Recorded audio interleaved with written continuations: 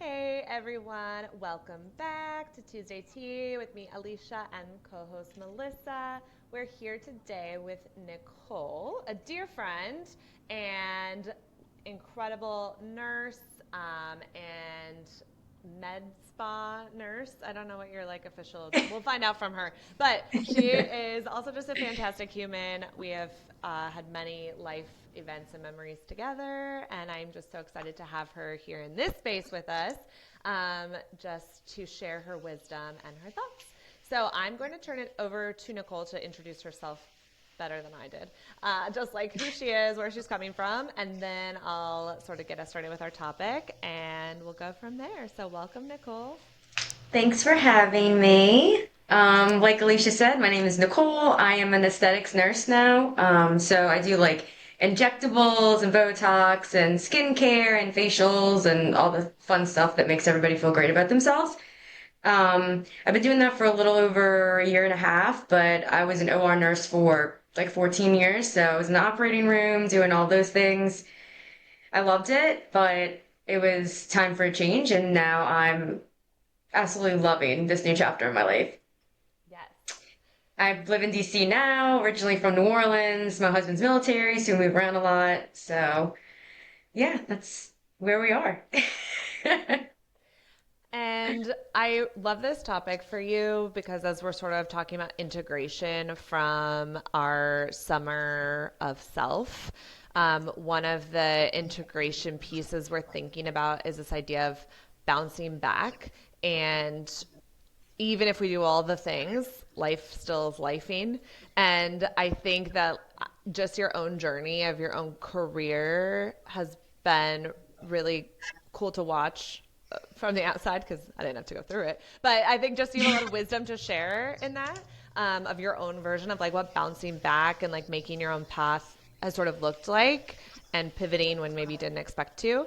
So yeah, I'd love to just kind of hear your thoughts on and take us where you want to take us.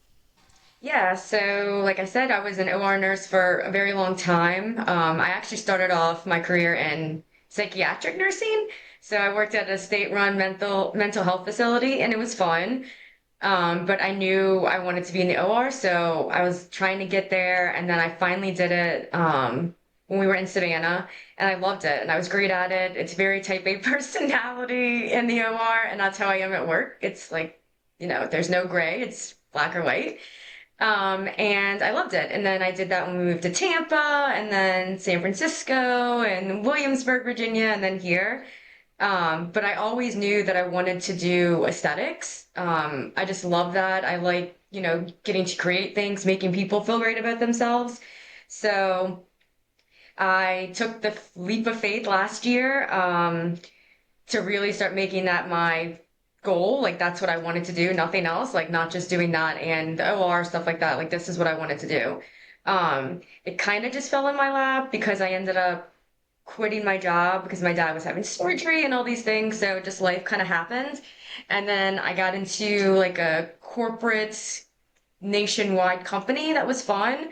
It gave me great foundation, but I'm now in a med spa that I absolutely love. They're great people. We're doing great things. People love coming to see us. They're awake. They're happy. You can actually talk Um, to your patients. yeah, I get to talk to them when they remember. Um, yeah, so it's not something that I thought I would be doing at 39, or yeah, I guess I just turned 39. Really making this my goal, and would I'm so thankful that it happened. And now I'm in my like I just turned 40, so it's like a whole new chapter of that, and I'm really coming into enjoying going to work every day. And it's not like before I didn't like my job. That's not what it is. It's just that every day it was like the same thing every day. It wasn't like seeing new people, doing new things. Like I said, I was great at it, but I needed something else to push me more and to make me feel more fulfilled. And I am 100% there now. I love that. And Melissa, you've had a few career changes too, right? Like kind of bigger, different fields to different things as well. Yeah, that's That's so cool. I love to hear that. I think that's like so scary sometimes, right? To like make that leap of faith, or like you said, it resonated with Nicole when you're like, I like just went for this one thing, not like, oh, I'll like dabble in the aesthetics while I still have this like secure full time, like sure thing. Um, can you talk to us a little bit about like what precipitated? I mean, I'm sure that's like lots of little things, right? Like what is the thing, or what helped you, I guess, push you over the edge to decide that like this is was going to be the time for you to make your leap of faith, or like what, yeah, precipitated that decision, I guess. Um, so I just like wasn't happy every day going to work, and it had nothing to do with just one thing in particular. I worked with great people. I actually work there as needed now. Like I love them. They're great people, great surgeons, very safe, which is great. It was just kind of a bunch of different things. And then, like I said, life happened. My nephew got sick. My dad had to have surgery. So it was like it kind of just all balled into one. And I was like, you know what? If I don't do this now, it's never gonna happen. So like I was like doing job interviews while I was like at the hospital, and like it was all of these things that kind of just led to this thing. And then they took a chance on me, and I was like, I'm loving this. I had to work a lot of hours. I worked a lot of weekends. Like I didn't really get to do a lot of things because I was trying to really get very good at what I wanted. So yeah, I didn't think that the new chapter was going to happen. Like, because it's very hard to get into this field. There's, 1,000 people doing the same thing in the same areas, but you just have, I like that it's now pushing me to do more things, like continue learning and going to, meetings. And I don't, it's great. I didn't expect that this was going to happen this soon. I was kind of working my way into it. And then all of a sudden I was like, yeah, this is it. Like, I got to do it. It's now or never. Yeah, I love that. You can hear like the excitement and like sort of the joy, um, as you're talking about your job, which is beautiful. I think it's interesting too when you said like you actually did have to like work more and longer hours and like weekends, and yet you still felt, it sounds like, freer in a sense, or like less burdened by your work, because you were like doing something that was bringing you a different kind of fulfillment or a joy, or pushing you, I think, multiple things probably, right? And that I Correct. resonate with that, really, yeah, really deeply spiritually, whatever you want to say. I think like we get like very comfortable and complacent in a certain way in like roles, and that was certainly true of me. Like I left a job that like I was great at. It was causing me a lot of stress though, which is like that kind of precipitated my move. But I would have still done it because the stress was easier in a sense than like leaving and starting something new, because that was like the unknown. Whereas like, anxiety, hi, I like to control things. And so I'm like, oh, if I'm still stressed, but like I know what the stressors are. So it's like the evil I know, if that Great. makes sense. And so I think that's, I think a lot of people will be listening and resonate with like those things that are scary sometimes, um, can be very freeing, even if it's a different or more of work, because it's pouring into us in a different way, even though it's work. And that's what I think connected with when you were talking.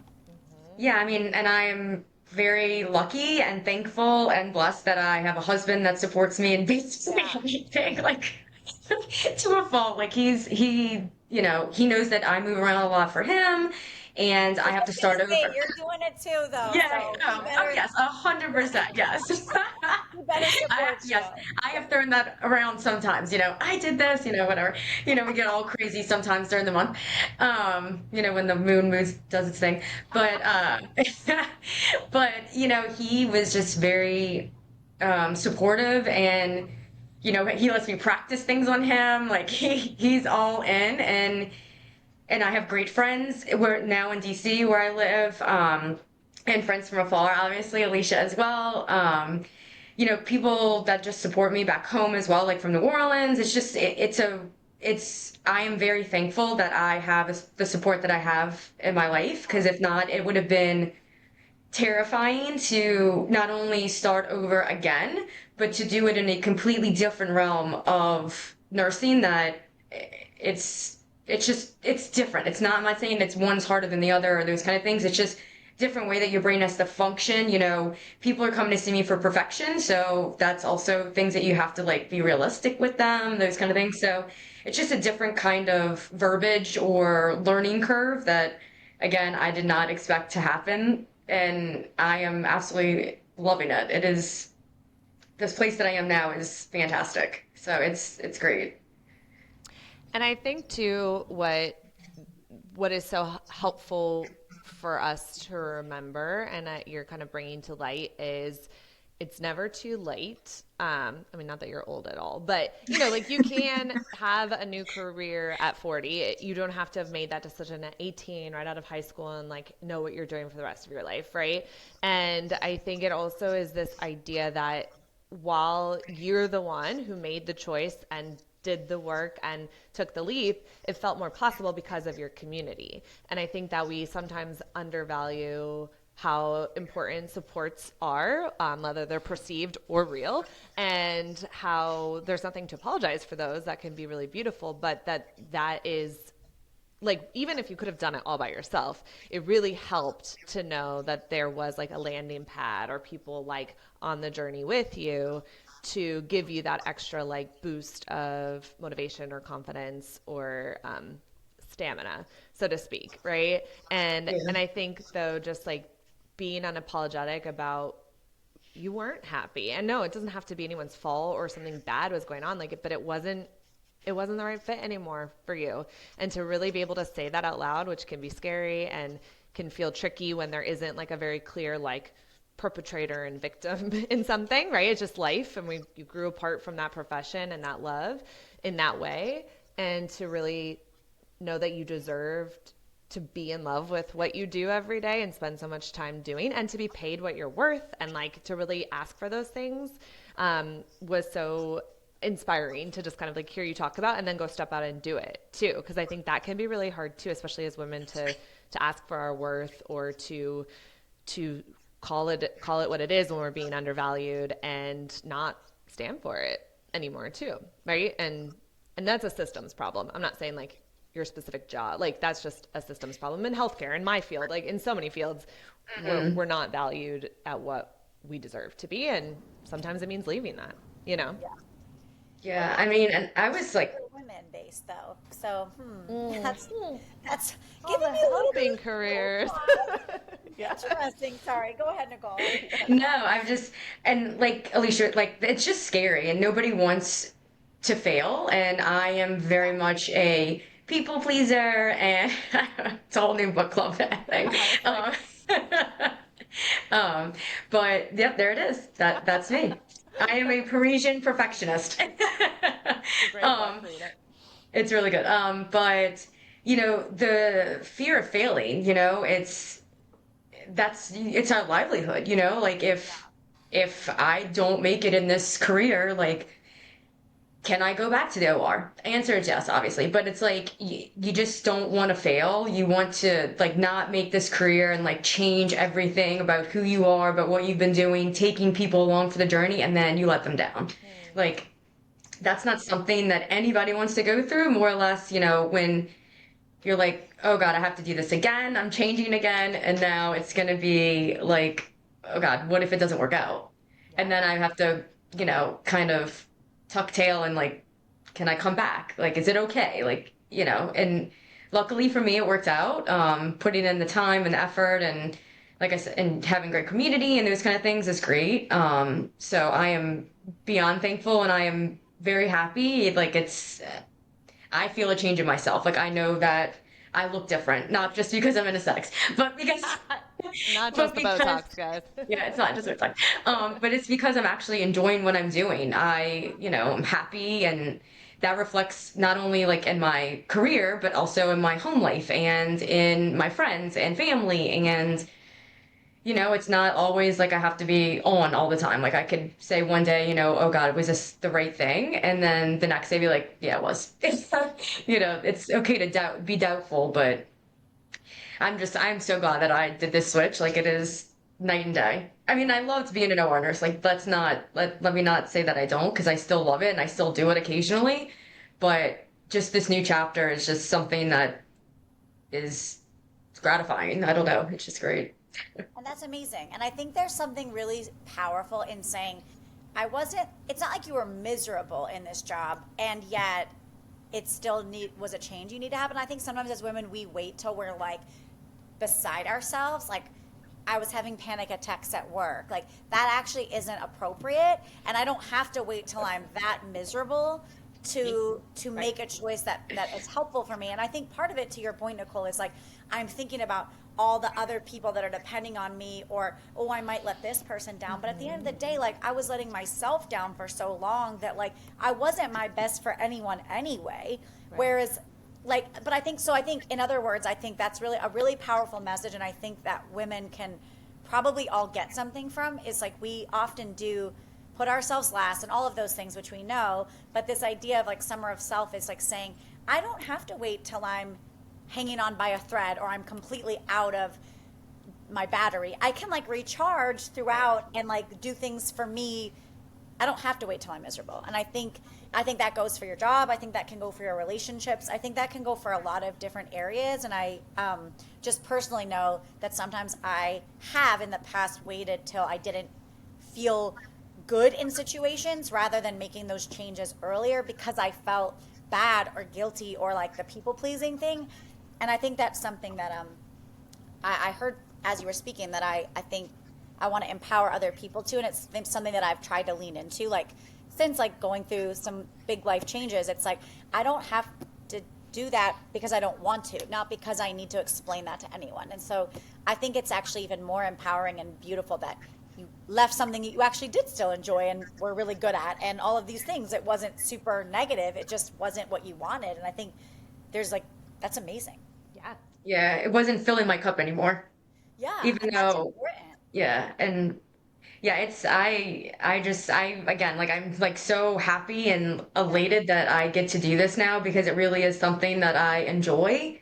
Yeah. And I have really good mentors at work and in the aesthetics community in general. And it's nice to be, it's everyone's uplifting. Like you don't, I mean, obviously you see the negative because most, it's the world. Life. So you're going to see negative, you're going to see positive, you're going to see negative Nellies, all those kind of things. But at the end of the day, it's just nice that everyone, for the most part, is so excited about what they're doing and they're changing lives. Like you're changing the way someone feels about themselves, whether even if that's only outward appearance, it does affect how you feel about yourself on the inside. If you don't feel good on the outside, I mean, it's just a mental thing. Like That's that's just how true. we all are. And you're So, choosing to be there as opposed to your job in the OR where they were there probably because they didn't want to be there because of something terrible happened. So I think that right. probably influences how you're feeling at Right. work too. It's like a little less heavy and more like, yay, like this is exciting. I get to do this. Not like, oh God, I have to be here. Like that starts to impact you after a while, right? Yeah. You Yeah. definitely get in your head about things like that. Like, am I because I'm not enjoying this 1,000%, am I making other people around me not happy? And to get to that point, it's not fair to anyone else because I'm not feeling, myself right now, that I shouldn't, portray that to others or make them down on themselves because I'm down and I'm bringing everyone else down. And I'm generally a happy person, I think. So like if I ever get to that point of like I just knew that I needed to do something and I didn't know what, but I was thankful that it was this Right. because it really is. It's changing my life, so I'm enjoying it. Yeah. Yeah. And I think it's again just keeps going back to like we are the authors of our own life, and we can write it however, right? It doesn't have to be rationalized. Like Melissa said, it doesn't have to be because like the world's about to end, so I have to make a different decision. It doesn't even have to make sense. Like we can just make changes and follow our dreams and follow our passions and whatever we want to do. Like I get like we have people around us, or sometimes it's important to not be just terribly selfish in an unhelpful way. But I think ultimately we don't have to explain it all or rationalize it. Like it's enough that it just was a change that you were interested in making, and this is making you happier, and that is okay. Right. And I think Yeah. that's just alone is something powerful to hear because I think sometimes we overcomplicate stuff that doesn't really need to be that complicated, you know? Right. Yeah, you're allowed to feel happy and you shouldn't have to apologize for that. And I am learning that. Again, like, I just turned 40, so the Club 40 is real, like you just like, I don't care about anything else anymore.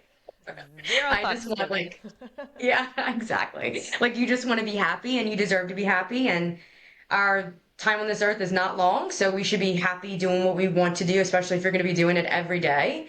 Yep. We are allowed to be happy and we shouldn't have to like be upset or feel bad about that. And I think that's one thing that I have learned is that it's okay that I'm happy and it doesn't have to be every day, but it's okay if I am happy all the time because I deserve that and we all do. So I think that's also one thing that I've learned with this new life change. Sorry, my dog's on the ground. Little That's Rue. beautiful. Yeah, I think too, like this idea of like when we enter our 40s or like late 30s, we do start to like kind of have this like fuck all attitude because we are like I've done all the caring and the people pleasing and all those things, right? And we arrive to a point where we have more capacity to like curate our own life. And I just wish like I would be able to like tell my younger self like to do that earlier. Um, yeah, so I'm just that's like hitting me too is like as being a mom I'm like, oh my gosh, I like want to make sure my daughter isn't 40 before she realizes this, but it is so hard because I think just sort of socially I think we there's a lot of expectations on women to take care of other people and put other people first, and like Alicia said, there are times where we do have to do that and should do that, like as a parent is one example, right? But it doesn't You're have to like, you're on your own, kids. right. But I mean, it doesn't have to be, and it doesn't have to be like you're happy or I'm happy, right? Like I can prioritize myself in ways and model for them really healthy um, practices that I think will help them decide that it's okay earlier. Right. Yeah, that's just something I'm thinking about out loud. I wish that we would all be able to learn that a little earlier so that we didn't have to wait till we were 40 to like really take that on. Yeah. Yeah. I mean, I'm just glad that I didn't wait longer for me to figure Yeah, this out, because then sure. I would have been like, oh, great. But again, I just, we all kind of get into that, like you said, into that kind of catch 22. Like, I want to be happy. I want to make everyone else happy, but sometimes that sacrifices my happiness. And is that okay? And if I'm not feeling like I'm doing that, should I feel bad that I'm happy and that other people around me are, sometimes aren't always happy and they don't need to be, but like I Right. shouldn't have to feel bad about my success and my happiness because other people are going through the same thing that I went through a couple months ago or a year ago or whatever when they decided that they need a change. Right. And it's scary, but I think just knowing that it's okay for me to be happy and to live a great life that my husband and I have built for ourselves and like that we deserve You don't it. have to apologize for it. Yeah. Exactly. You worked hard for it and sacrificed a lot for it. So, yeah. Yeah. No, I think that's so true. Well, as we're sort of coming to the end of our time together, what might be one last final thought you kind of want to leave folks with? Throw caution to the wind and do what makes you happy. Because at the end of the day, you are what matters most to what you're doing in this world. So just do what makes you happy. Say fuck everybody else. I love it. Well, that's a soundbite. I love it. Boom. And where can people find you if they find themselves in the DC area? Where are you and what can you do for them?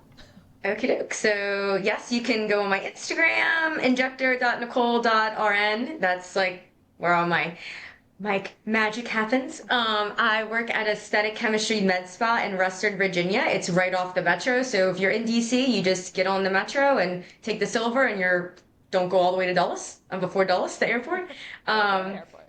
yeah, Right before it's owned by three incredible women. They're doing a great job. It's a beautiful place. We're learning more. We're always having fun, which is nice. So yeah, come see me. Get some Botox, get some filler, get a facial, microneedling. We need all of those things. She's like, I do it all. I love it. We do it I all, love yeah. it. Awesome. Well, thank you so much, Nicole. I really appreciate you taking the time to share your own experiences. I think that this will really resonate and hopefully give that permission slip to someone listening who needed it. And we really appreciate you. Yes, thank you so much for having me. This is great. Awesome. Thank you. Bye, Have a good everyone. rest of your day, Bye. guys. Bye.